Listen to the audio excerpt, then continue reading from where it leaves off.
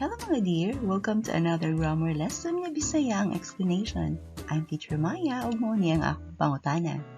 Unsay saktong verb para sa if clause ani nga sentence?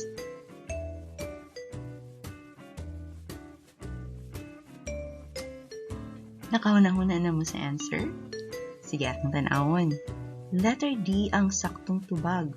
Weren't, if it weren't so expensive. Nga naman. Obviously, dili pwede ang A o B kay mga present form sila. Ang would buy nagpakita na nga past form ang atong gamiton ani nga sentence. Ang wasn't dili jud pud sakto basta second conditional. Naay mo gamit ani accepted siya pero strictly sa grammar dili siya sakto. Dili siya pang second conditional structure. Makadungog ta ani sa mga conversations or sa kanta. Parehas sa kanta ni Justin Bieber na If I Was Your Boyfriend. Pero ang kanta ni Beyonce gamit gyud sakto. If I Were a Boy. Kung mo take kag mga English proficiency test, ayaw pili aning answer kay dili ni siya subjunctive mood, dili ni siya pang second conditional. So nga nung letter D ang answer, basta be verb gamitin sa second conditional nga sentence, bisan pag singular ang subject, were gyud ang verb. Unsa na ang second conditional sentence nga siya mo kung hisgot ana? Well, naghisgot ng mga sitwasyon sa present time na imaginary ra. So, kuwahi sa tinuod ka ng mahug nga wishful thinking or unreal. Tanawa atong sample sentence. Unsay tinuod about ani niya? I will not buy it because it is so expensive, di ba? Dili mo palit sa sinina kay mahal ra kaayo. So, mo ni ang real situation. Naghisgot pag tinuod ang atong sample sentence. I would buy it if it weren't so expensive. Mupalit ko sa sinina kung dili pa lang mahal kaayo. Mupalit ba? Dili. Dili ba mahal kaayo? Mahal kaayo. Mao ni ang unreal situation or imaginary situation.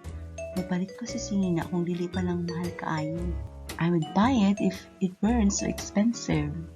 Tungod kay unreal, imaginary, or wishful thinking ra, ang second conditional sentence, simple past tense ang verbs nga gamito nato. Mo na iyahang grammar identity.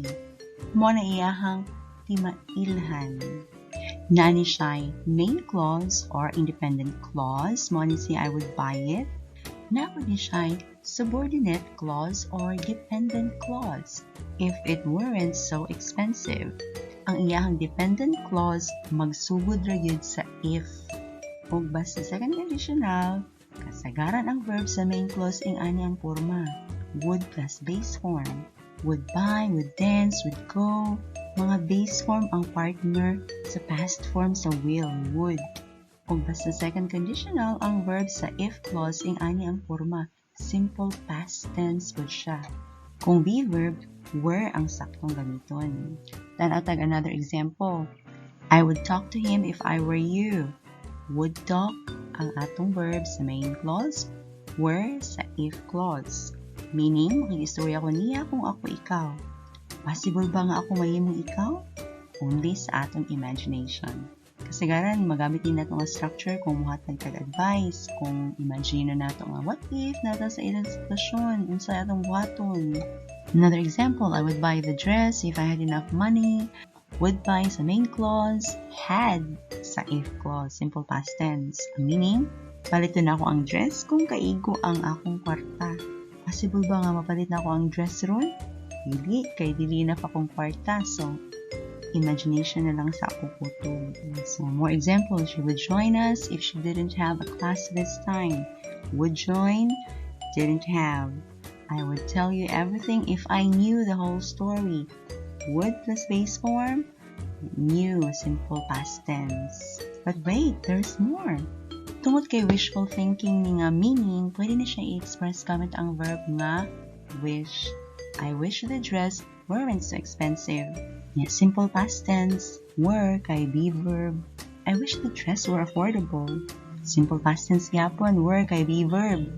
I wish I had enough money. Simple past tense ang verb. I wish I knew the answer. Simple past tense yapon. Ug mao to ang grammar knowledge nga akong i-share sa inyo karon. Kung naka-learn o giganahan mo nga video lesson, please i-share ni sa uban para maka-learn pud sila. Please pud kog like, subscribe, or follow para updated mo sa mga videos nga i-share pa nako po. Daghan jud kaayong salamat. Have an awesome day!